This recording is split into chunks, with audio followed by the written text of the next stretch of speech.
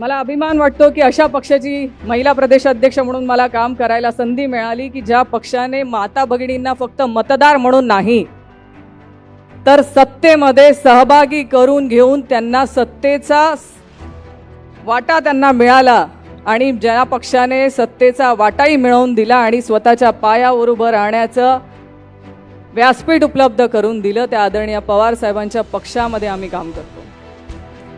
आज अनेक वल्गना महिलांसाठी होत आहेत, अनेक घोषणा केल्या जातात, अनेक वेळा अनेक नेते म्हणतात आम्ही महिलांसाठी काम करतोय। आदरणीय पवार साहेबांनी फक्त घोषणा केल्या नाहीत तर काम करून दाखवलं। आज आम्ही माता भगिनींची जी महिला आघाडी काम करते आहे, ह्या महिला आघाडीची स्थापना करणारा आपला पक्ष हा सगळ्यात पहिला पक्ष आहे की एक वेगळं महिला विंग आपण स्थापन करून आज आमच्यासारख्या महिलांना नेतृत्वाची संधी दिली। आज महिलांना पंचायत समिती असेल, ग्रामपंचायत असेल, जिल्हा परिषदा असतील, या सगळ्या ठिकाणी स्वतःचं आरक्षण आणि हक्काचं आरक्षण मिळवून देण्याचं काम आदरणीय पवार साहेबांनी केलं।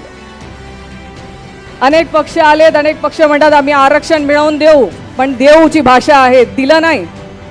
त्यासाठी राजकारण चाललं, राजकारण करून अधिवेशन करतात, त्या महिला आरक्षणाच्या मागे लपून अनेक गोष्टी त्यांच्या साधण्याचा ते प्रयत्न करतात, पण महिला आरक्षण ते देऊ शकले नाही। ते महिला आरक्षण आदरणीय पवार साहेबांनी दिलं आणि आज सक्षमपणे महाराष्ट्रभर ज्या ज्या महिला आज राजकारणामध्ये काम करतायत त्या आदरणीय पवार साहेबांनी